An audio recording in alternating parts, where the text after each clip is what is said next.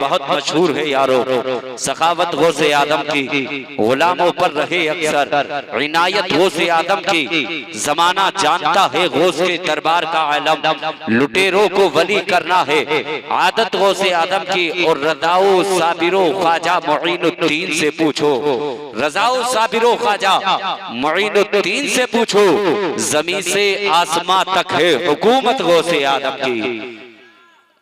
बोले यार सुभान अल्लाह। जमीन से आसमां तक है हुकूमत गौसे आदम की, जमीन से आसमां तक है हुकूमत गौसे आदम की। और चमक तकवे की भी है और निखत इल्म और इरफा की मेरे अख्तर रदा में थी करामत गौसे आदम की, मेरे अख्तर रदा में थी करामत गौसे आदम की। और शायर ने कहा है वह अपने रंजो गम का मैदाबा लिए हुए है, अपने रंजो गम का मैदाबा लिए हुए, बगदाद वाले पीर का साया लिए हुए, चौखट हो गौसे पाक की आए वही अजल, बैठे हैं सर में इश्क का सौदा लिए हुए, बैठे हैं सर में इश्क का सौदा लिए हुए। क्या बुझ सकेंगे हम वो चरागे सहर नहीं, गौसुल वरा का हम हैं सहारा लिए हुए। मुर्गा जो 11वीं का उसे हाथ ना आया, फिरता है नजदी हाथ में कौवा लिए हुए। मुर्गा जो 11वीं का उसे हाथ ना आया, फिरता है नजदी हाथ में। अगर सुन्नी हो तो बोले, और अगर उन लोगों से निस्बत रखते मोहब्बत रखते उठ के चले जाएं। हमारा वो है जो बगदाद वाले का है, और जो बगदाद वाले का नहीं। कैसे खामोश होके बैठे हैं, ये 2.5 किलो की तरबूज ये तो हिला रहे हो, अल्लाह ने 2 तोले की जुबान दी है, कम से कम यार इसे हिला के कह दो जो गौस का नहीं वो, जो गौस का नहीं वो, जो गौस का है वो हमारा है। इसलिए शायर ने कहा मुर्गा जो 11वीं का उसे हाथ ना आया, फिरता है नजदी हाथ में। अरे जोर से बोल दें, फिरता है नजदी हाथ में कौवा लिए हुए। ये बगदाद के गौसे आदम है, शान निराली है मेरे गौसे आदम की। आज हुजूर गौसे आदम की महफिल में बैठे हो, मुबारक हो तुम्हें कि तुमने हुजूर गौसे आदम की महफिल को सजाया। गौसे आदम की महफिल में तुम लोग आकर के बैठे हो। और यार जब जब मौका मिला करे तो बगदाद वाले गौसे आदम की महफिल सजा लिया करो। वो तो इतनी शान वाले हैं, वो इतनी बरकत वाले हैं, वो इतनी रहमत वाले हैं, वो इतने करम फरमा हैं। हुजूर गौसे आदम फरमाते हैं अगर मेरे मकान के करीब से कोई मेरा चाहने वाला, मेरा दीवाना, हुजूर गौसे आदम फरमाते हैं अगर चाहने वाला ना भी हो, अगर मेरे मकान के करीब से गुजर जाए तो बगदाद के गौसे आदम फरमाते हैं जानते हो जो मकान से गुजर के मेरे चला जाए तो अल्लाह रब्बुल इज्जत उस पे जहन्नम की आग हराम कर देता है। और अब्दुल कादिर जिलानी फरमाते हैं जब तक अब्दुल कादिर उसका हाथ पकड़ करके जन्नत में नहीं पहुंचा देगा तब तक अब्दुल कादिर जन्नत के अंदर नहीं जाएगा। ये बड़े पीर हैं, शान निराली है, बड़े अजमत वाले हैं, बड़ी बरकत वाले हैं, बड़ी रहमत वाले हैं, बड़े करम फरमा हैं। और दीवानों गौसे आदम की मोहब्बत में नाज किया करो, गौसे आदम से निस्बत भी रखा करो, गौसे आदम से प्यार किया करो। और यारो आओ मैं तुम्हें बताऊं, जब 11वीं आया करे तो हर 11वीं शरीफ को अपने घरों पर गौसे आदम के नाम का लंगर बनाया करो, गरीबों को बुलाया करो, पकड़ के लाया करो, दस्तरखान पे बिठाया करो, गौसे आदम के नाम की फातिहा लगा करके अपने हाथों से लुक़मे बना करके गरीब के मुंह के अंदर दिया करो। याद रखना इधर गरीब के मुंह के अंदर तू लुक़मे बना करके खिलाएगा, उधर मदीने वाला मुस्कुरा जाएगा, बगदाद वाला मुस्कुरा जाएगा। और याद रखना अल्लाह रब्बुल इज्जत तुझे दुनिया में भी दौलत अता फरमा देगा, बाद मरने के तुझे कब्र में भी इज्जत अता फरमा। ये बगदाद के गौसे आदम हैं, बड़ी शान वाले हैं बगदाद के गौसे आदम, बड़ी शान वाले हैं मेरे गौसे आदम। आज कुछ लोग कहते हैं जो अकल के अंधे हैं, जो कहते हैं कौन गौसे आदम है, क्या 11वीं मनाते हैं ये 11वीं वाले, क्या 11वीं शरीफ मनाते हैं बरेली वाले। हाँ हम अपने आप को बरेलवी कहलाते हैं, इसलिए कहलाते हैं बगदाद के गौसे आदम का मर्तबा अहमद रजा ने बताया है, मुस्तफा जाने रहमत की सुन्नतें अहमद रजा ने बताई है, मुस्तफा का तरीका अहमद रजा ने बताया है। और आला हजरत में तू नाज ना करे कि वो अपने आप को बरेलवी ना लिखे।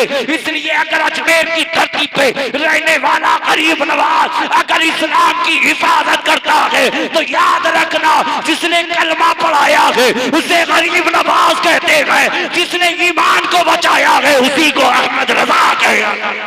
नारे तकबीर, नारे रिसालत। हजरत सुन्नियत की सबसे बड़ी ताकत का नाम अहमद रजा है।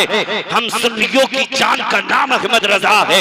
आला हजरत वो हैं जिन्होंने सारी जिंदगी मुस्तफा के इश्क में गुजारी है। चल रहे हैं मुस्तफा के इश्क में, सो रहे हैं मुस्तफा के इश्क में, बोल रहे हैं मुस्तफा के इश्क में, लिख रहे हैं मुस्तफा के इश्क में, आंख से आंसू बहे मुस्तफा के इश्क में, लेट रहे हैं तुम मुस्तफा के तरीके पे, चल रहे हैं तुम मुस्तफा के तरीके पे, बोल रहे हैं मुस्तफा की सुन्नत के मुताबिक, गा रहे हैं मुस्तफा की सुन्नत के मुताबिक। ये अहमद रजा वो है, सुन्नियत की सबसे बड़ी ताकत का नाम अहमद रजा है। और बता दो, अगर देखना चाहते हो तो गौसे आदम की करामत का नाम अहमद रजा है और मुस्तफा के मौजूदे का नाम अहमद रजा है। तुमने जाना कब है, तुमने पहचाना कब है? ओ दीवानो, अगर चाहते हो जिंदगी को अच्छा करना, अगर चाहते हो जिंदगी अच्छी बन जाए तो मुस्तफा के तरीके को अपना लो, मुस्तफा के किरदार को अपना लो। आज तुम्हें बताया जाता है, रात रातें गुजर जाती है, रात होती है सुबह आ जाती है, तुम्हें बताया जाता है मुस्तफा किस तरह चलते थे, मुस्तफा किस तरह बोलते थे, मुस्तफा किस तरह खाते थे, मुस्तफा किस तरह पीते थे, मुस्तफा किस तरह सोते थे। मुझे इतना बताओ, महफिलों में आकर के तो बैठते हो, कभी मुस्तफा के तरीके को अपनाया है, कभी मुस्तफा के किरदार को अपनाया है और दीवानों सीने पे हाथ मार के कहते हो हम मुस्तफा के आशिक हैं, हम मुस्तफा के दीवाने हैं, हम मुस्तफा के चाहने वाले हैं। तुम बताते हो हम आशिक मुस्तफा हैं। सिर्फ खाना खाने का नाम इश्क़ मुस्तफा नहीं है, पानी पीने का नाम इश्क़ मुस्तफा नहीं है, खाली टोपी ओढ़ लेने का नाम इश्क़ मुस्तफा नहीं है। तुमने जाना कब है, तुमने पहचाना कब है? जब मुस्तफा के तरीके को अपना लो, मुस्तफा के किरदार को अपना लो, सुन्नत पे अमल करने लगो, तो फिर कहना और ये कहना कि हम मुस्तफा से प्यार करते हैं, मुस्तफा के आशिक हैं, मुस्तफा के दीवाने हैं। अगर नूरी मियां मुरादाबादी कहता है या रसूल अल्लाह, ज़मीनो ज़मा तुम्हारे लिए, मकीनो मक्का तुम्हारे लिए, बनी दो जगह तुम्हारे लिए, जगन में सुबह तुम्हारे लिए, बदन में रजा तुम्हारे।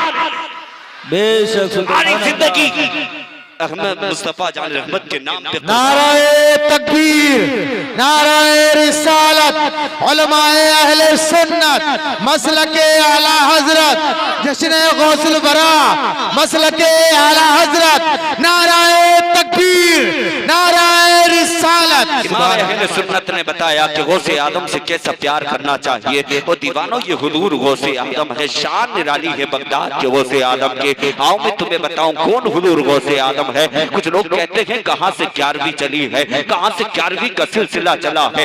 मैं तुझे बताऊं, जब पहली तारीख आया करती, पहली तारीख महीने की आती, तो हुजूर गौसे आदम के दरबार में आपके दीवानों का मजमा लग जाता, आपके दीवाने इकट्ठा हुआ करते, सारे लोग जमा हो जाते। कोई आकर के बगदाद के गौसे आदम के करीब आकर के कहता, हुजूर बीमारी लग गई है, हुजूर दुआ फरमा दे। हुजूर गौसे आदम दुआ फरमाते, अल्लाह उसकी बीमारी को दूर फरमा देता। कोई आकर के कहता, हुजूर बेटा नहीं है, दुआ फरमा दे, अल्लाह बेटा अता फरमा दे। हुजूर गौसे आदम हाथ उठाते, रब की बारगाह में फरियाद करते, अल्लाह रब्बुल इज्जत बेटा अता फरमा देता। हुजूर गौसे आदम की बारगाह में आकर के गुलाम कहते, हुजूर बेटी नहीं है, दुआ फरमा दे। बगदाद के गौसे आदम दुआ फरमाते, अल्लाह बेटी अता फरमा देता। सिलसिला चलता पहली तारीख से 11 तारीख का। हुजूर गौसे आदम के दरबार में गुलाम आते, आकर के दुआएं कराया करते, दुआ करते बगदाद के गौसे आदम। अल्लाह उनकी दुआ को कबूल करता और वो दीवानों की परेशानियों को दूर फरमा देता,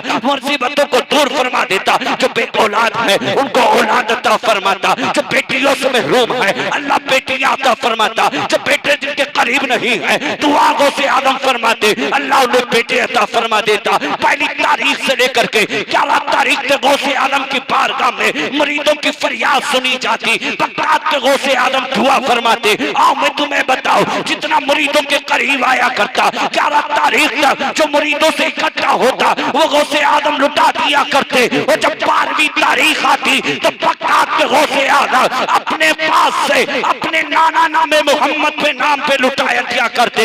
12 तारीख तारीख आती तो सरकार के नाम पे सबका गौसे आदम किया करते। आज कहते हैं नजद की बदमाश औलादे जिनसे न चलना आता है, न खाना आता है, न पीना आता है, न बोलना आता है, जिनकी किताबों में मसाले कम है मसाले ज्यादा लिखे गए हैं, वो कहते हैं क्या है गौसे आदम।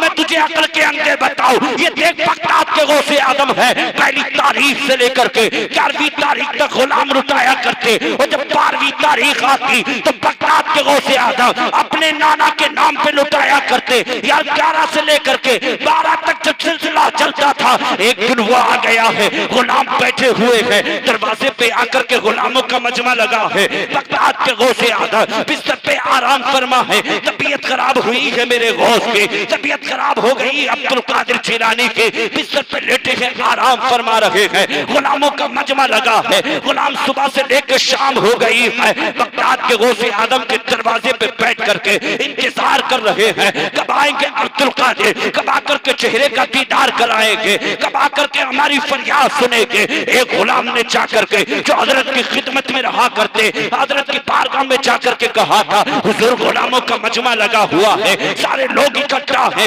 इतना कहना था, बगदाद के गौसे आदम बिस्तर से उठे हैं, उठने के बाद में दरवाजे से बाहर आए हैं, आकर के देखा है गुलामों का मजमा लगा हुआ है, सबकी आंखों में आंसू है। कोई आकर के फरियाद करता है हुजूर बड़ा काफी वक्त हो गया है, सुबह से शाम हो गई है, आपने चेहरे का दीदार ना कराया। इतना कहना था, अब्दुल कादिर फरमाते गए बता गुलाम क्या चाहिए तुझे। उसने जो तमन्ना की थी, जो फरियाद की थी, बगदाद के गौसे आजम ने सुना है, रब की बारगाह में हाथों को उठाया है, उठाने के बाद में दुआ फरमाई है, रब ने उनकी मुसीबतों को दूर कर दिया है, परेशानियों को दूर कर दिया है, जो मांगा था वो उनके दामन में दे दिया है। आओ मैं तुम्हें बताऊं, फिर हुजूर अब्दुल कादिर जिलानी चलने लगे हैं। गुलामों ने कहा था हुजूर अब कब चेहरे का दीदार होगा, कब आकर के गुलाम चेहरे का दीदार करे, कब आकर के आपसे फरियाद करे। अब्दुल कादिर जिलानी फरमा रहे हैं मेरे गौस ने फरमाया ओ दीवानो अब मैं कुछ दिन का मेहमान हूँ, रब के करीब चला जाऊंगा, अब मैं रब को प्यारा होने वाला हूँ। कहा इसलिए अब मैं रब के करीब जाने वाला हूँ। इतना कहना था, गुलामों की चीखें निकलने लगे, गुलाम रोने लगे हैं। कहा हुजूर जब आप दुनिया से चले जाएंगे तो फिर किससे आकर के चेहरे का दीदार करेंगे, किससे आकर के फरियाद करेंगे, किससे आकर के दिल का हाल सुनाएंगे। अब्दुल कादिर जिलानी फरमाते हैं ओ दीवानो जब तुम्हें किसी का दिल का हाल सुनाना हो तो मेरे कब्र के करीब आ जाना, फरियाद करना तुम्हारा काम है, तुम्हारी फरियाद को सुनना ये अब्दुल कादिर का काम है, और रब से दिलवाना ये अब्दुल कादिर का काम है। इतना कहना था, गुलामों की आंखों में आंसू है, सारे रो रहे हैं, सबकी आंख में आंसू है। एक गुलाम खड़े होकर के कहने लगा हुजूर पहली तारीख से लेकर के 11वीं तारीख तक हुजूर आपकी बारगाह में आकर के हम लंगर किया करते थे, सबका लुटाया करते थे, फातह का इत्मीनान किया करते थे, आपके पास फिर कैसे करेंगे, कौन दस्तरखान पे आके बैठेगा, कौन दुआएं करेगा। अब्दुल कादिर फरमाते हैं ओ दीवानों जब 11वीं आया करे तो अपने दस्तरखान पे फातह का इत्मीनान करना ये तुम्हारा काम है, तुम्हारे दस्तरखान पे आना ये अब्दुल कादिर का काम। नारे तकबीर, नारे रिसालत, उलमाए अहले सुन्नत, जश्न गौसुल बरा कॉन्फ्रेंस, जश्न गौसुल बरा कॉन्फ्रेंस, हजरत अल्लामा मौलाना नूरी मियां साहब क़िबला, नारे तकबीर, नारे रिसालत। सुभान अल्लाह। 11 तारीख आया करे तो 11 तारीख पे दस्तरखान घर पे सजाना ये तुम्हारा काम है, और तुम्हारे दस्तरखान पे आकर के बैठना ये अब्दुल कादिर का काम है। बेशक सुभान अल्लाह, सुभान। अरे जो एक वक्त में कई मुरीदों के दस्तरखान पे चला जाए और आपस में मुरीदों में रपड़ा हो, वो कहे कि पीर साहब मेरे दस्तरखान पे थे, वो कहे नहीं जी गौसे आदम मेरे दस्तरखान पे थे, वो कहे मेरे दस्तरखान पे थे, तो कुछ कहने लगे यार तू कहता है मेरे पे थे, तू कहता है मेरे पे थे, न तेरी सुनता हो न तू मेरी सुन, चल बगदाद के गौसे आदम के करीब चलते हैं। सुभान अल्लाह, गौसे आदम के करीब चलते हैं, जाकर के कहने लगे हुजूर ये कहता है आप मेरे दस्तरखान पे, कहा ये कहता है ये मेरे दस्तरखान पे, हुजूर मेरे दस्तरखान पे आए थे। अब्दुल कादिर जिलानी फरमाते हैं कि जितनी दावतें अब्दुल कादिर ने जिसकी कबूल की थी वो हुजूर की दस्तरखान पे अब्दुल कादिर गया था। सुभान अल्लाह। आप फरमाते हैं मैं हर मुरीद के दस्तरखान पे था जिनकी दावतें अब्दुल कादिर ने कबूल की थी। हर दस्तरखान पे अब्दुल कादिर जाकर के बैठा था। यार जो एक वक्त में इतने मुरीदों के दस्तरखान पे चला जाए उसी को बगदाद का गौसे आजम कहा जाता है। सुभान अल्लाह। नारे तकबीर, नारे रिसालत, उलमाए अहले सुन्नत, जश्न गौसुल वरा कॉन्फ्रेंस, मसलके आला हजरत, नारे तकबीर, नारे रिसालत। सुभान अल्लाह। ओ दीवानो, हुजूर अब्दुल कादिर फरमाते हैं मेरे विसाल के बाद जब मैं दुनिया से चला जाऊं तो गुलामों घर पे दस्तरखान सजाना ये तुम्हारा काम है और तुम्हारे दस्तरखान पे आना मेरा काम। अब तो बोले यार, तुम्हारे दस्तरखान पे आना मेरा काम। अब्दुल कादिर का काम है। ये है हुजूर अब्दुल कादिर जिलानी। आओ मैं तुम्हें बताऊं, ये बड़े पीर हैं जिनका कोई जवाब नहीं। और यारो जब वक्त मिला करे तो गौसे आदम के नाम का लंगर बनाया करो, गौसे आदम के नाम का सदका लुटाया करो। जानते हो जो इनका नाम लेता है हर मुसीबत से बच जाता है। तूफान आता है पलट जाता है, अगर परेशानी आए तो दूर हो जाती है। ये अब्दुल कादिर जिलानी। कैसी शान है बड़े पीर की। अब मैं तुझे बताऊं, हजरत अब्दुल कादिर जिलानी का आपका एक मुरीद है, चाहने वाला है, आपका दीवाना है। हुजूर अब्दुल कादिर जिलानी का दीवाना है। जब 11वीं आने लगी ये हुजूर गौसे आदम के नाम का लंगर लुटाता। अभी ये गरीब है, इसका टूटा हुआ मकान है, टूटा हुआ मकान है, छप्पर की छत पड़ी हुई है। तो जब 11वीं आने लगी ना तो ये क्या करता था, पास में कम पैसा होता ये छोटा सा लंगर करता और गौसे आदम का नाम का ना लंगर लुटा दिया करता। गरीबों को बुलाता, दस्तरखान पे बिठाता और हुजूर गौसे आदम के नाम का लंगर खिलाया करता। एक दिन वो आ गया, ये लंगर लुटाता रहा। अल्लाह ने दौलत अता फरमा दी, अल्लाह ने दौलत अता फरमा दी। ये इतना अमीर हो गया, इतना अमीर हो गया। अब गाड़ियां इसके पास है, बेहतरीन मकान इसके पास है, बेहतरीन लिबास इसके पास है, बेहतरीन गाड़ियों से ये चला करता है, बेहतरीन बिस्तर पे ये लेटा करता है, बेहतरीन मकान के अंदर ये लेटा करता है। और यार शान तो ये है इसके लिबास पहन के चलता था तो लोग कहते थे यार ये देख अब्दुल कादिर का दीवाना जा रहा है, अब्दुल कादिर का चाहने वाला जा रहा है, गौसे आदम का मुरीद जा रहा है। लोग आपस में फरियाद करते, आपस में लोग बातें किया करते ये हुजूर गौसे आदम का दीवाना है। एक दिन वो आ गया है, ये गौसे आदम का लंगर लुटाता रहा। मगर इसी हुजूर गौसे आदम के दीवाने का, हुजूर गौसे आदम का मुरीद का आपका भी एक दोस्त था, आपका दीवाना था, दोस्त था, वो गैर मुस्लिम था। कौन था गैर मुस्लिम था? एक दिन आकर के गैर मुस्लिम ने इसी गौसे आदम के दीवाने से कहा था और यार जरा इतना बता दे, मैंने देखा था कि तेरे घर के अंदर एक वक्त का खाना होता, दूसरे वक्त का खाना नहीं होता। एक टाइम खाना खा लिया करता, दूसरे टाइम तू पाके सो जाया करता। यार इतना तो बता दे, आज अल्लाह ने तुझे इतनी दौलत अता फरमा दी, यार तेरा आलीशान मकान बना हुआ है, बेहतरीन गाड़ियां तेरे पास है, अल्लाह ने तुझे दौलत अता फरमा दी। इतना तो बता दे ये सब तुझे मिला कहां से है? मैंने देखा है जब 11 तारीख आती है तो 11 तारीख में तो अपने मकान पर दे के बनवाता है, अपने मकान से तो लंगर लुटाता है। इतना तो बता दे वो किसके नाम का लुटाता है? इसने कहा था वो दीवाने तुझे क्या मालूम है जिन्हें हम बगदाद के गौसे आजम कहा करते हैं, जो नबी के नवासे हैं, जिन्हें गौसे आजम कहा जाता है। कहा हम उन्हीं की 11वीं मनाते हैं। जब 11वीं आती है उन्हीं के नाम का लंगर लुटाया जाता है, गरीबों को बुलाया जाता है। इस गैर मुस्लिम ने कहा था इतना तो बता दे लंगर लुटाने से मिलता क्या है, 11वीं मनाने से मिलता क्या है? उसी दीवाने ने गौसे आदम के चाहने वाले ने कहा था तुम क्या जानोगे, तुम क्या पहचानोगे? वो हमारे मुस्लिम गुरु है जिन्हें गौसे आदम कहा जाता है, वो इतनी शान वाले हैं अगर मुर्दे को ठोकर मारते तो जिंदा हो जाता है। वो बगदाद के गौसे आदम है जिनकी शान ये निराली है, पैदा हुए थे तो 18 पारों के हाफिज कुरान पैदा हुए थे, जिनकी माँ भी नमाजी थी, जिनका बाप भी परहेजगार था, जिनकी माँ भी इबादत गुजार थी। तुम क्या जानोगे कौन बगदाद के गौसे आदम है? उसने कहा था यार ये बता दे 11वीं मनाने से मिलता क्या है? दीवाने ने कहा था क्या 11वीं उनकी मनाता है जो उनके नाम का सदका लुटाता है, जो उनके नाम की खैरात लुटाता है। याद रखना अल्लाह उसे दुनिया की आग से भी महफूज रखता है, जहन्नम की आग से भी महफूज रखता है। इतना कहना था उस गैर मुस्लिम ने जब 11 तारीख आई है तो इसने अपने मकान पे गौसे आदम के नाम का लंगर बनाना शुरू किया है।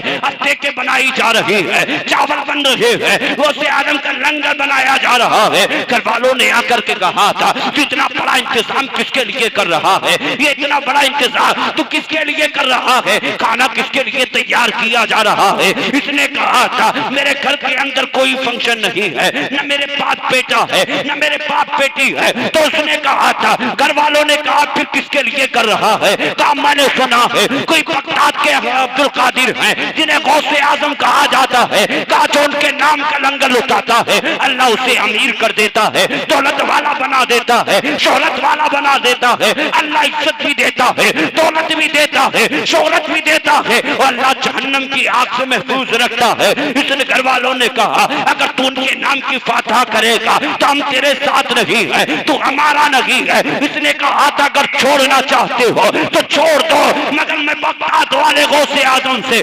मोहब्बत करना नहीं छोड़ूंगा, उनके नाम का लंगर लुटाना नहीं छोड़ूंगा। इतना कहना था, घर वालों ने साथ छोड़ दिया है। बाप दूर हो गया है, माँ दूर हो गई है, बहन दूर हो गई है, भाई दूर हो गए हैं, रिश्तेदारों ने साथ छोड़ दिया है। ये 11वीं का लंगर बनाता रहा, जब 11वीं आती रही गौसे आदम का लंगर लुटाता रहा। एक दिन वो आ गया है, यार ये तो गरीब था मगर अल्लाह ने अमीर बना दिया है, दुनिया में शोहरत अता फरमा दी, दुनिया में दौलत अता फरमा दी। एक दिन वो आया है, बीमार हो गया, बीमार होने के बाद बिस्तर पे लेट गया है। घर वाले करीब नहीं आए हैं, न माँ करीब आ रही है, न बाप करीब आ रहा है, न भाई करीब आ रहा है, रिश्तेदारों ने साथ छोड़ दिया है। सबने आकर के देखा कि कोई इसके करीब जाने के लिए तैयार नहीं। सब ये कहकर के वापस हो गए कि ये अब्दुल कादिर के नाम का लंगर लुटाता है, काम इसके करीब नहीं जाएंगे। और दीवानों, जब आखिरी वक्त आया था तो बगदाद के गौसे आदम आए थे, हाथ में हाथ लिया था और लेकर फरमाया था ले जाते जाते मेरे महबूब का कलमा पढ़ता चला जा, नाना का कलमा पढ़ता चला जा। कलमा पढ़ाया है आमना के लाल का, इसकी रूह खत्म हो गई, रूह तो से निकल गई। फिर लोगों ने आए हैं इसके करीब, आंकने के बाद में फिर इसकी रस्सी को तैयार किया है और करने के बाद में मसहरी के अंदर लिटाया है और लिटाने के बाद में लोग लेकर पहुंचे हैं शमशान घाट और जाने के बाद में इसे जाकर के शमशान घाट रखा गया है और रखने के बाद में इसके ऊपर लकड़ियों का इंतजाम किया गया है, केमिकल डाला गया है। आग जलाना चाहते हैं मगर आग जलने का नाम नहीं ले रही है। काफी कोशिशें की गई है, काफी मेहनतें की गई है, आग जलने का नाम नहीं ले रही है। एक जवान खड़ा हुआ है, उसने कहा था यार चलो इसका एक दोस्त है जो मुसलमान है, का उसके करीब चलते हैं, चल के पूछते हैं बात क्या है। जलाना चाहते हैं, जलने का नाम नहीं लेता, क्या वजह है, क्या बिना है। गए उसके करीब जाकर के कहने लगे तेरे दोस्त का इंतकाल हो गया है, कहा वो मर चुका है, हम उसकी अर्थी लेकर के शमशान घाट पहुंचे हैं, जलाना चाहते हैं मगर आग जलने का नाम नहीं ले रही है। दीवाने ने कहा था तुम क्या जानोगे, तुम क्या पहचानोगे। जब आखिरी वक्त आया था तो बगदाद के गौसे आजम इसे कलमा पढ़ा करके गए हैं। जो गौस की महफिल सजाता है ना उसे जहन्नम की आग जलाती है ना उसे दुनिया की आग जलाया है। नारे तकबीर, नारे रिसालत, जश्न गौसुल वरा, फैज़ाने पीरों के पीर, फैज़ाने रोशन ज़मीर, फैज़ाने आले रसूल, नारे तकबीर, नारे रिसालत। और दीवानों बड़े गौसे आदम से प्यार किया करो, बगदाद के गौसे आदम से निस्बत रखा करो। देख अगर गैर मुस्लिम भी अगर गौसे आदम की 11वीं मना ले तो उसे न दुनिया की आग जलाती है न जहन्नम की आग जलाती है। और तुमने तो महबूब का कलमा पढ़ा है, तुम तो गौसे आदम के दीवाने हो। और यारों जब 11वीं आया करे, आज हमने देखा है जब 11वीं आती है ऐलान मस्जिदों से जब किया जाता है कि आज गौसे आदम की 11वीं शरीफ है तो लोग 11वीं की निस्बत से 11 रुपए देकर के आते हैं, यार मुझे इतना तो बताओ, क्या इस बस्ती के अंदर एक करोड़पति इंसान नहीं है, अरबपति इंसान नहीं है? कुछ लोग तो ऐसे भी हैं जिनके शहजादे सऊदी अरब के अंदर रहते हैं, कितने ऐसे होंगे जिनके शहजादे मक्के में होंगे, कितने ऐसे होंगे जिनके शहजादे मदीने में होंगे। यार बड़ी बड़ी दौलत वाले हैं, 11 रुपए देकर के 11वीं शरीफ में शिरकत करते हो। खुदा ने तुम्हें अगर दिया हो तो 1100 भी तो 11वीं की निस्बत से हुआ करते हैं, 11,000 भी तो 11वीं की निस्बत से हुआ करते हैं। ज्यादा से ज्यादा गौसे आलम की 11वीं में खर्च किया करो, ज्यादा से ज्यादा बड़ा लंगर करके लुटाया करो। आज हम देखते हैं जब 11वीं पर लंगर बनाया जाता है, 11वीं पे टेके रखी जाती है, तो आज हमारे हाल तो ये हो चुके हैं, बड़े बड़े लोगों को बुलाया जाता है जिनसे हमें जरूरत पड़ेगी, जिनसे हमें काम पड़ेगा, अमीरों को बिठा करके करीब बिठाया जाता है, अमीरों को बुला करके करीब बिठाया जाता है। नेता तेरे घर के दस्तरखान पे बैठा है, अमीर तेरे दस्तरखान पे बैठा है। काश तुमसे इतना नहीं होता, तेरे घरों पड़ोस में एक गरीब का बच्चा भी रहता है, यतीम औरत बच्चे भी रहते हैं, बेवा औरतें भी रहा करती है। और यार अमीरों को बाद में बुलाया करो, पहले गरीबों को जाकर के दावत दिया करो, उन्हें दस्तरखान पे बिठा करके अपने हाथों से लुक़्मे बना करके खिलाया करो। याद रखना, अमीरों को खिलाने से इतना प्यार मदीने वाले को नहीं आएगा जितना कि गरीबों को लुक़्मे बना करके हाथों से तू खिलाएगा। और याद रखना, ये दुनिया की मोहब्बत दुनिया में रह जाएगी, और यार अमीरी सब कुछ दुनिया में रह जाएगी, मगर याद रखना बाद मरने के अगर काम आने वाली कोई चीज है तो याद रखना वो तेरे अमाल होंगे। अमाल क्या है? तूने गरीबों से प्यार किया होगा, यतीमों को सीने से लगाया होगा, बेवाओं का तूने साथ दिया होगा, भाई की जमीन तूने ना जोती होंगे, भाई को पत्थर तूने ना मारा होगा। आज तुम कहते हो रोज की 11वीं मनाते हो, गरीबों को ठोकर मार के बाहर गया करते हो। आज तुम अपने घरों पर गौसे आदम की 11वीं मनाते हो, मगर भाइयों की जमीनें चौथा करते हो। आज तुम घरों पर 11वीं मनाया करते हो, माँ बाप को गालियां बका करते हो। तेरी 11वीं मनाना ये बदलाव के गौसे आदम कबूल नहीं करेंगे, इसलिए पहले दिल को साफ करना पड़ेगा, भाई भाई को भाई बनाना पड़ेगा, यतीमों को सीने से लगाना पड़ेगा, गरीबों को सीने से लगाना पड़ेगा। और यार मैं इतना बता दो, जो अपने लिए पसंद करे वो अपने भाई के लिए पसंद करेगा। इधर तू मुस्कुराएगा, उधर मदीने वाला मुस्कुराएगा। और याद रखना, तेरी दुनिया में चमकने लगेगी तेरी आखिरत। सुभान अल्लाह। कहाँ है तेरी मोहब्बत?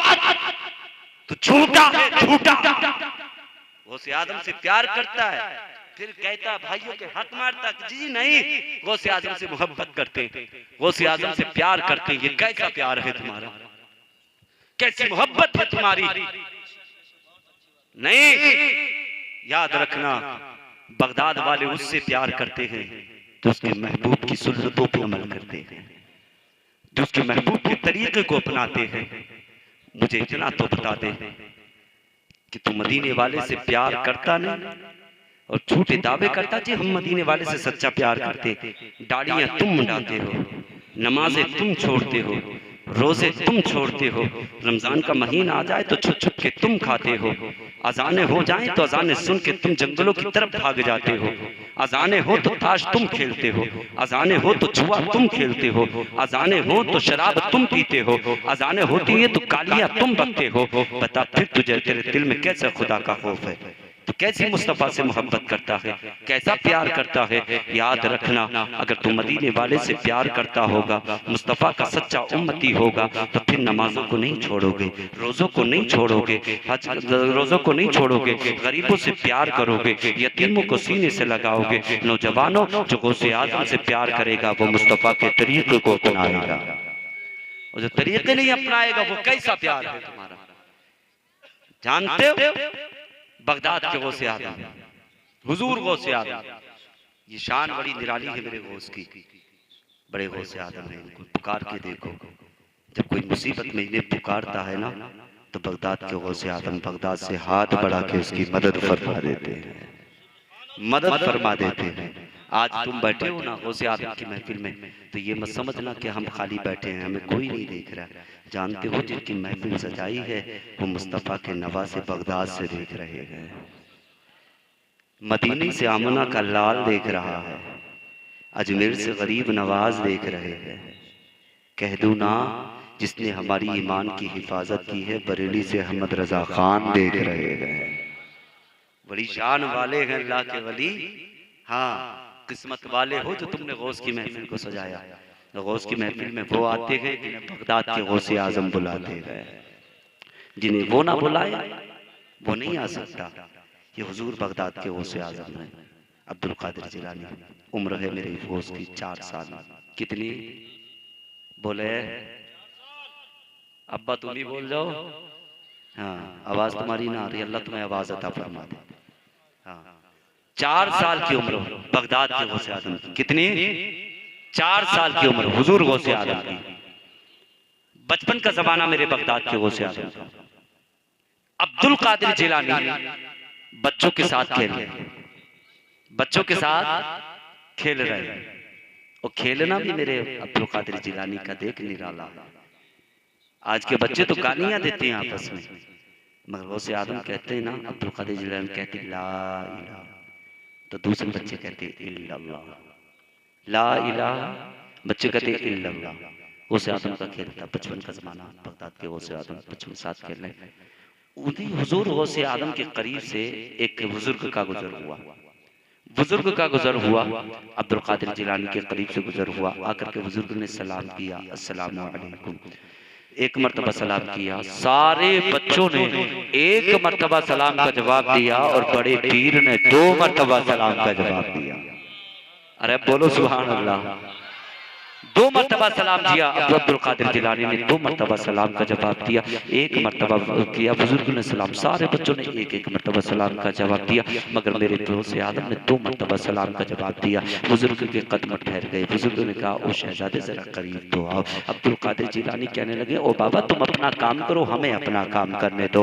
अब्दुल कादिर जिलानी से बुजुर्ग कहने लगे, ओ शहजादे जरा बात तो आकर के सुनो। मगर बुजुर्ग थे, जिद्दी थे। उधर अब्दुल कादिर जिलानी को इशारा करते अब्दुल कादिर जिलानी फरमाते, ओ बाबा अभी हम खेल रहे हैं, फिर मुलाकात करेंगे। बुजुर्ग ने कहा, ओ शहजादे सिर्फ 1 मिनट की बात आकर के सुन लो। इतना कहना तो बड़े पीर आए हैं करीब। आकर के कहने लगे, बाबा बताओ क्या क्या कहना चाहते हो। ओ शहजादे जरा एक बात तो बताओ, तुम्हारी उम्र तो 4 साल की है। कितनी? 4 साल की उम्र है। और शहजादे तुम बहुत छोटे हो। कहा, शहजादे एक बात बताओ। अब्दुल कादिर जिलानी फरमाने लगे, बाबा बोलो क्या कहना चाहते हो। अब्दुल कादिर जिलानी से उस बाबा ने कहा था, ओ शहजादे मैंने 1 मर्तबा सलाम का जवाब दिया, 1 मर्तबा सलाम किया, मगर सारे बच्चों ने 1 मर्तबा सलाम का जवाब दिया। तो शहजादे तुमने 2 मर्तबा सलाम का जवाब क्यों दिया है। इतना कहना था। बड़े पीर मुस्कुराने लगे हैं। बड़े पीर कहने लगे, ओ बाबा जरा एक बात तो बताओ। हाथ की कलाई पकड़ी है अब्दुल कादिर ने, और पकड़ने के बाद में ऊंचे टीले पे लेकर के पहुंचे हैं और जाकर के कहने लगे, ओ बाबा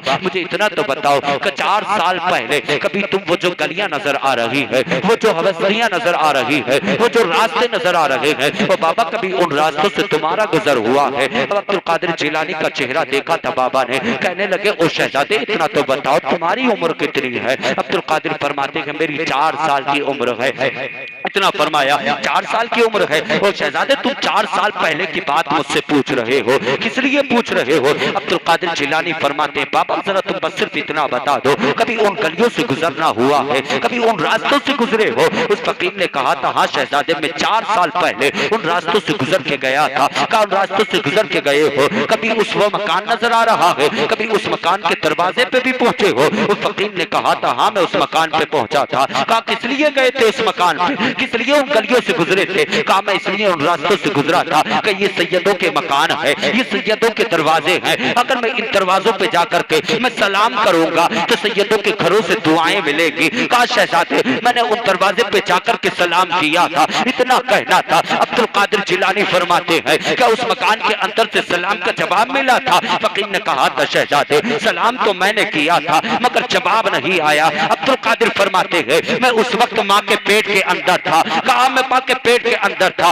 अगर मैं चाहता तो तब भी सलाम का जवाब दे देता। अब्दुल कादिर जिलानी फरमाते हैं, उस घर के अंदर एक मेरी तनहा माँ थी, कोई मर्द नहीं था, सिर्फ औरत थी। औरत को गैर मोहरम को सलाम करना ये शरीयत के अंदर नहीं आया है। इतना कहना है। अब्दुल कादिर फरमाते हैं, उसी मकान के अंदर तनहा मेरी माँ थी, अगर मैं चाहता तो तुम्हारे सलाम का जवाब दे देता। अब्दुल कादिर फरमाते हैं, ओ बाबा एक तो हक मैंने बाद के सलाम का अदा किया है और दूसरा सलाम के जवाब का मैंने 4 साल पहले के सलाम का हक अदा किया है। इतना कहना था अब्दुल कादिर के कदमों में गिरे हैं, सीने से लगा लिया है, कहा शहजादे इतना तो बता दे तुम्हारी माँ का नाम क्या है। अब्दुल कादिर ने माँ का नाम बताया है, कहा वालिद का नाम क्या है, वालिद का नाम बताया गया है। फकीर ने कहा था वो शहजादे इतना बता दे तुम्हारे नाना का नाम क्या है, नाना का नाम बताना था। अब्दुल कादिर फरमाते हैं मेरे नाना को मोहम्मद रसूलुल्लाह कहा जाता है। इतना कहना था, उस फकीर ने सीने से लगाया है और लगाने के बाद फरमाया वो शहजादे तुम ताल्लुक ताल्लुक किससे रखते हो। उन्होंने कहा अब्दुल कादिर फरमाते हैं मैं मदीने वाले आमना के लाल से ताल्लुक रखता हूँ। कहा शहजादे वजह क्या है, बिना क्या है। अब्दुल कादिर फरमाते हैं कि मैंने माँ के पेट के अंदर रख करके तुम्हारी आवाज को सुन लिया था, चेहरे को पहचान लिया था। अरे जो चेहरे को माँ के पेट के अंदर रख करके पहचान ले उसी को बगदाद के गौसे आदम कहा जाता है। जो एक सलाम का 2 मरतबा जवाब दे उसी को अब्दुल कादिर जीलानी। ये गए बगदाद के गौसे आदम जो माँ के पेट के अंदर रहने के बाद भी कसम खुदा की फकीर की आवाज को पहचान ले, फकीर के चेहरे को पहचान ले। फरमाया कि मैंने तुम्हारा चेहरा भी पहचान लिया था, मैंने तुम्हारी आवाज को भी पहचान लिया था। ये है अब्दुल कादिर जीलानी। देख यार जिसके बाबा हजरत अबू सालेह हो, आए बोले सुभान अल्लाह, नाना अब्दुल्ला सोमी हो, आए है निस्बत मदीने वाले से हो, शहजादे आमना के लाल के हो। यार एक बात तो बता दे, फिर उनकी महफिल हम सजाएंगे तो कसम खुदा की हमारी घर की मुसीबतें भी दूर हो जाएंगी, हमारी बीमारियां भी दूर हो जाएंगी।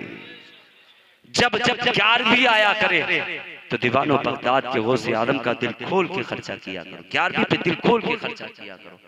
देख गौसे आदम के नाम का लुटा के देख, इधर तो 11 लुटाएगा, उधर अल्लाह अगले महीने में अल्लाह रब्बुल इज्जत तुझे 11,000 अता फरमा देगा। और 11,000 लुटा के देख बगदाद के गौसे आदम के नाम पे, कसम खुदा की अल्लाह तुझे करोड़पति बना देगा। मेरे गौस के नाम का लंगर लुटा के देखो। आज तो हाल ये मस्जिदों के लिए कह दिया जाए ना जाफर भाई, मस्जिदों के लिए अगर कह दिया जाए तो नहीं, जुबानें बंद, और जेब में हाथ डाल के करने के है ही नहीं। पता चला कि जो थे वो भी खत्म। झूठ बोला, जानते हो झूठ बोलना, गीबत करना, चुगली करना, चोरी करना, हसद करना, बुग़्ज़ रखना, माँ बाप को सताना, गरीबों को रुलाना, फकीरों को ना देना, जानते हो ये घर की बरकतें खत्म कर देता है। अल्लाह का घर है, ज्यादा से ज्यादा खर्च किया करो। रसूल अल्लाह का घर है, ज्यादा से ज्यादा लुटाया करो। तू एक लुटा के देख, अल्लाह एक के बदले में तुझे 70 अता फरमाएगा। देख लुटा के क्या नहीं मिलता है फिर तुझे। नमाजें पढ़ोगे गुनाह मिट जाएंगे, नमाजें पढ़ोगे गुनाह मिट जाएंगे, बीमारियां दूर हो जाएंगी, परेशानियां दूर हो जाएंगी। रब के घर में 1 रुपया खर्च करके देख, फिर तेरे घर में दौलतें आ जाएंगी, बरकतें आ जाएंगी। आज से भी छुपा के रखा जाता है, हाँ माँ बाप से छुपा के रखा जाता है। एक साहब का फोन गया कि हजरत माँ बाप के ताल्लुक से बोलना। कुछ ऐसे भी हैं जिनके माँ बाप घर के अंदर मौजूद हैं, उनके हाथ पैरों में ताकत नहीं, चलने की ताकत नहीं, बोलने की ताकत नहीं, मगर बेटे उन्हें 1 रुपया देने के लिए तैयार नहीं। इस बस्ती में भी हैं कुछ ऐसे। हाँ, दौलत माँ बाप से छुपा करके इकट्ठा नहीं होती, मगर याद रखना माँ बाप के कदमों में दौलत लुटा के दौलत मिला करती है। जब माँ बाप से दौलत छुपा करके इकट्ठा करें, नहीं होती इकट्ठा। करके देख, अमीर नहीं बन सकता। अमीर तब बनेगा जो दौलत तेरे करीब हो, माँ बाप के कदमों में लुटा के दे।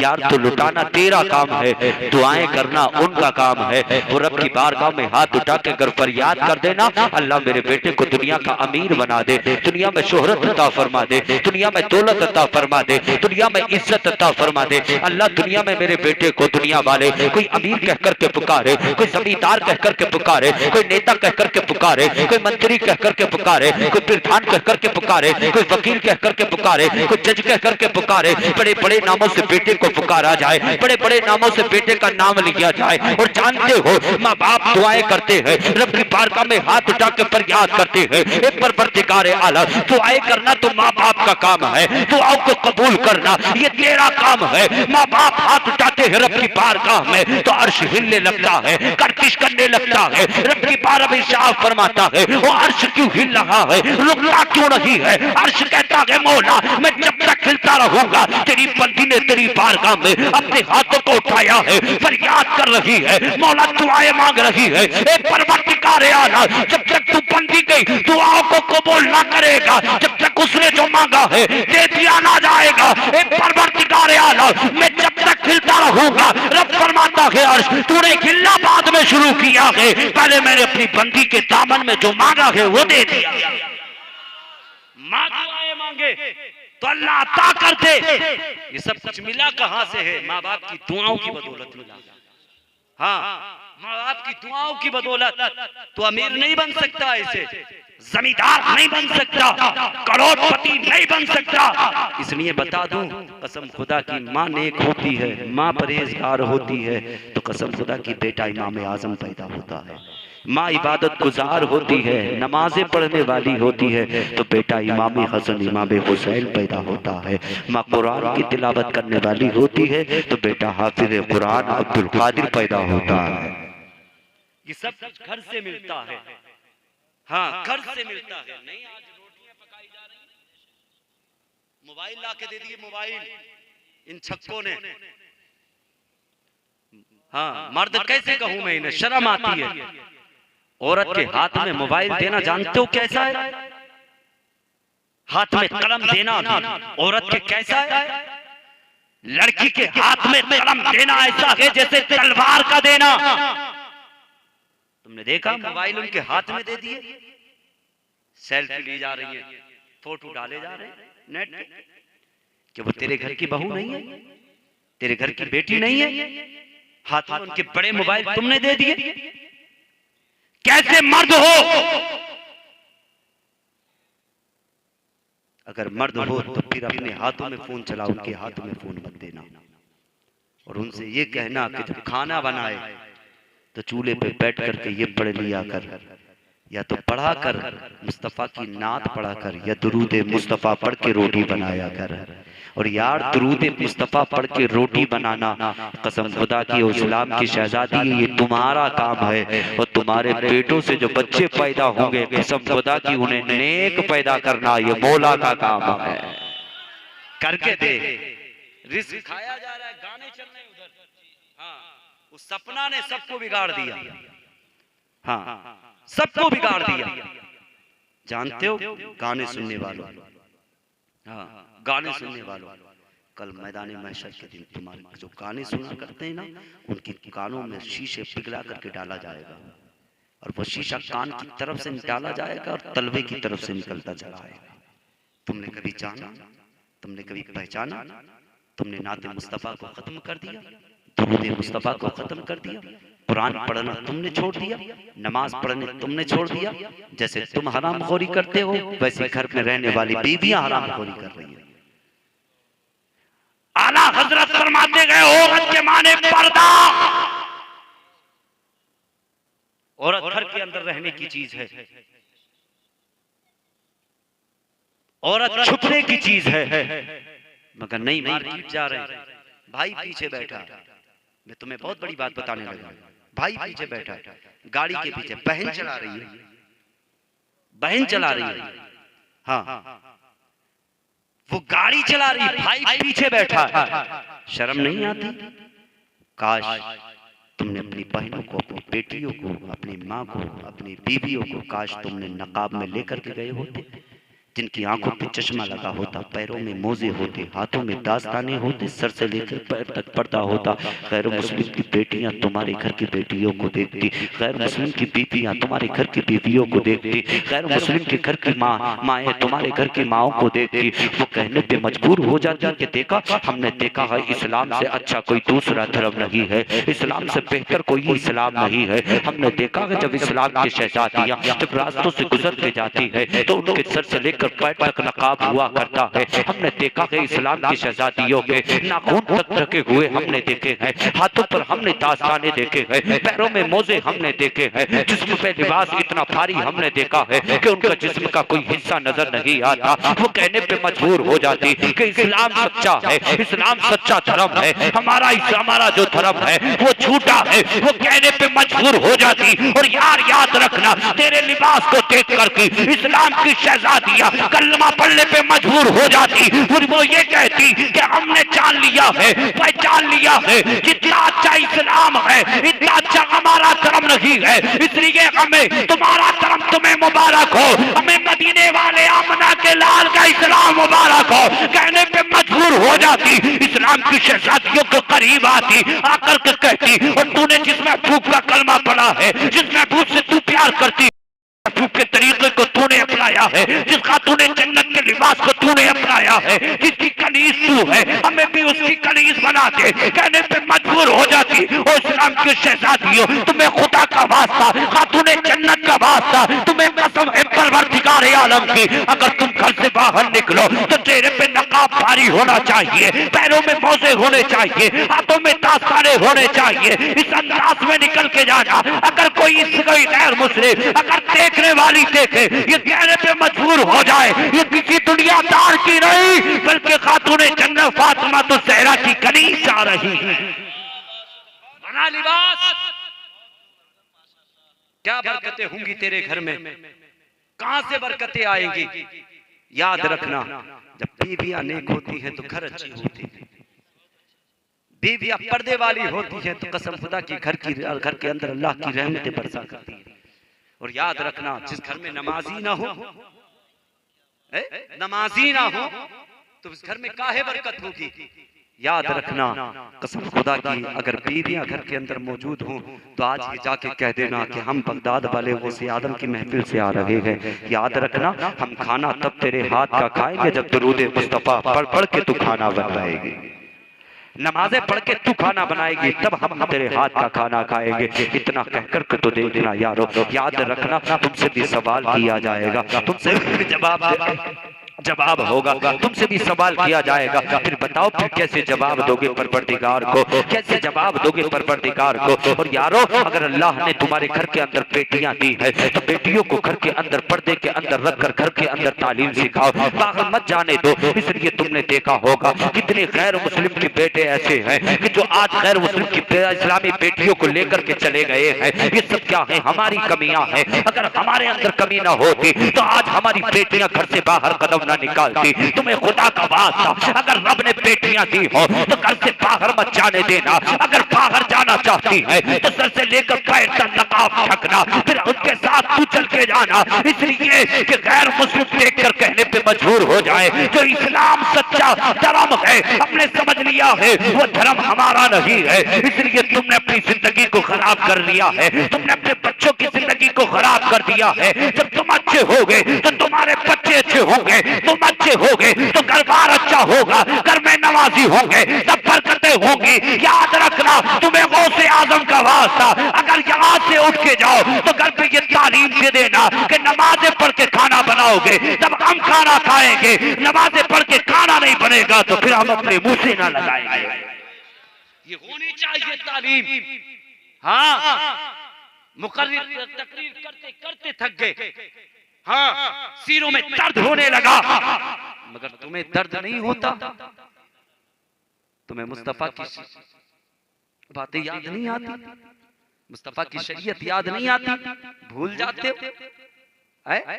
मुझे जवाब दो, आज मुसलमानों पे जुल्म उठाया जा रहा है, हम लोग खामोश बैठे। ये सब क्या है, हमारे अंदर की कमियां, हमारे अंदर कमियां।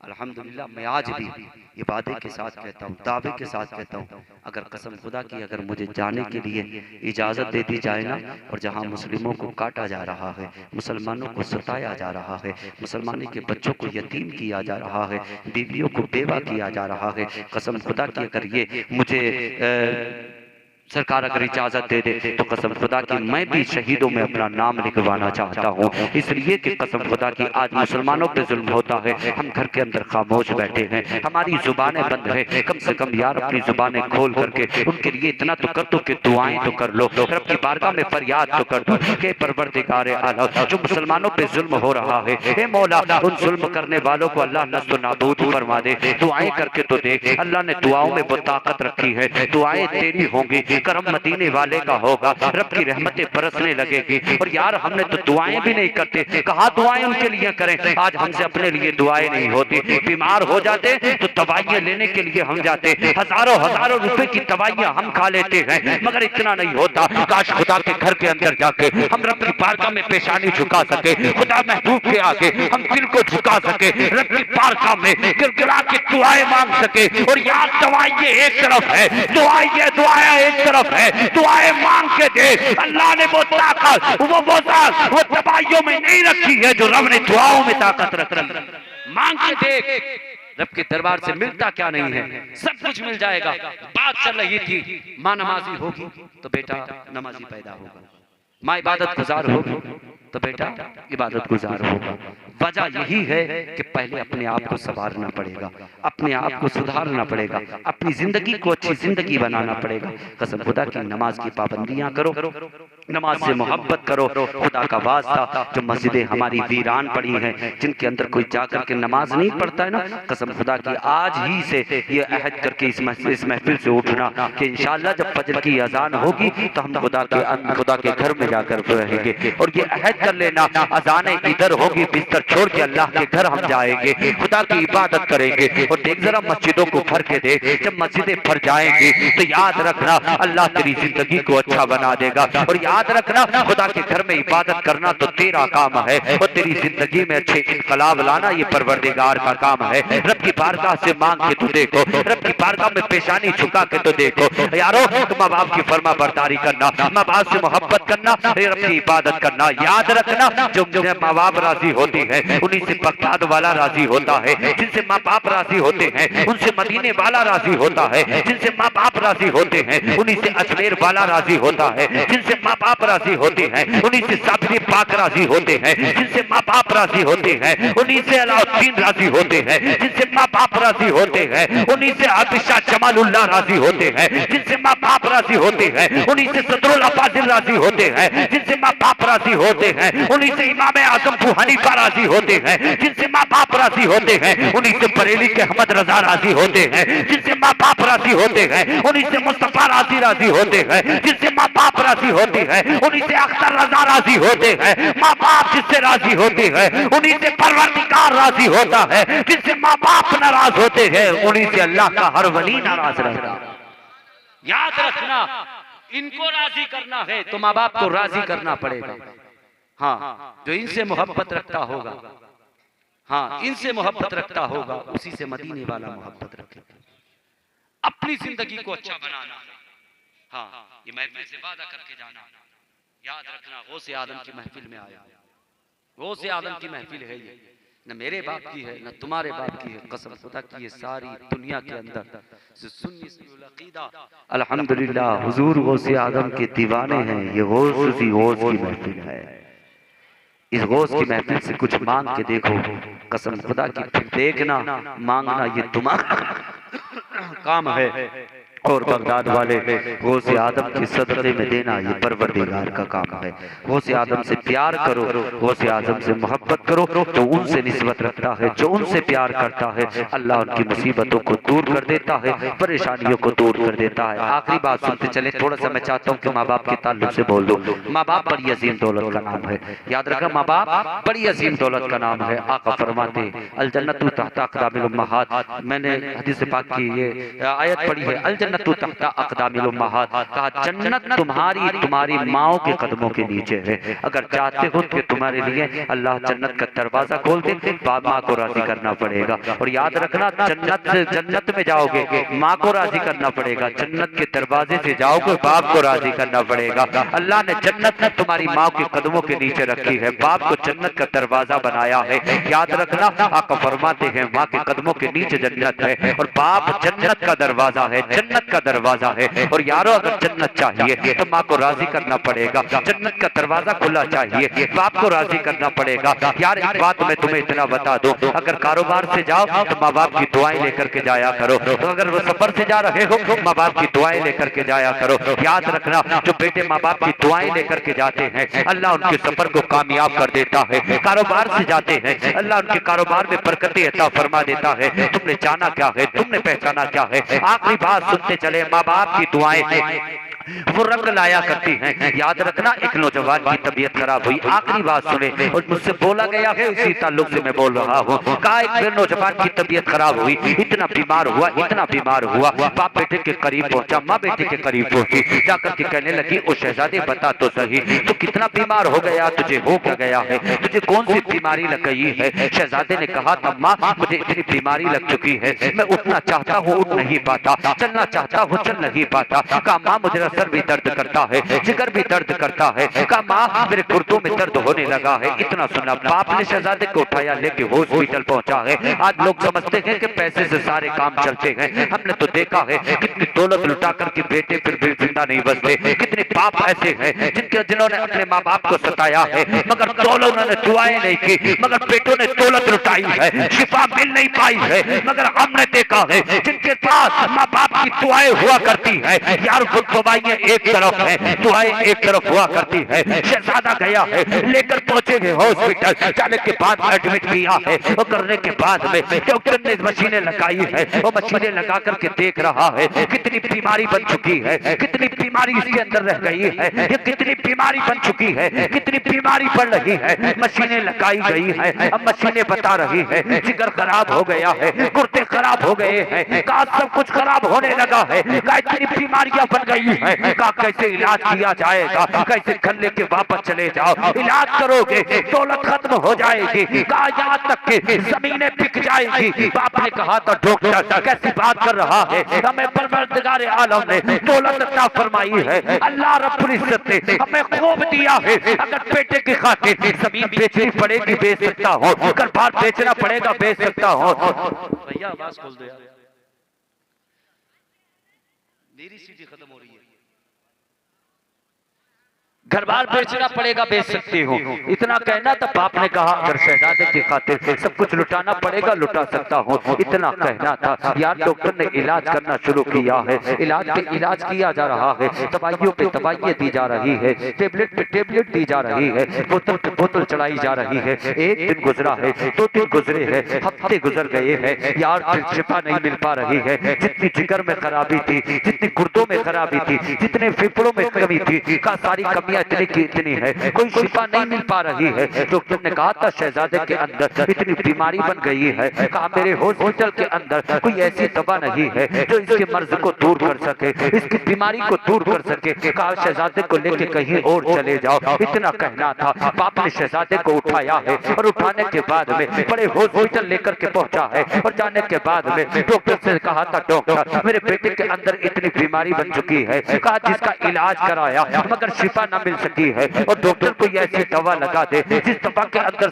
सारी बीमारियों का इलाज हो। डॉक्टर ने कहा था कोई ऐसी दवा नहीं है जो सारी बीमारियों का एक ही दवा के अंदर इलाज हो। कहा फिर क्या किया जाए, कहा जल्दी से इलाज कर। डॉक्टर ने जैसे मशीनें लगाई, अब डॉक्टर ने बताया है इतनी बीमारी बन गई है, कहा कुछ दिन का मेहमान है, इंतकाल हो जाएगा, कल लेके वापस चले जाओ, कहा दौलत लुट जाएगी, जमीनें बिक जाएगी। बाप ने कहा था डॉक्टर तू जमीन की बात करता है, दौलत की बात करता है, और अगर बेटे की खातिर जमीन बेचनी पड़ेगी बेच सकता हूँ, घर बार बेचना पड़ेगा बेच सकता हूँ। अगर बाप को अपनी जिंदगी का एक अपने जिस्म का एक हिस्सा देना पड़ेगा तो देने के लिए तैयार हो, इतना कहना था। डॉक्टर ने इलाज करना शुरू किया है, जमीनें बिक गई है, यहाँ तक के दौलत खत्म हो गई है।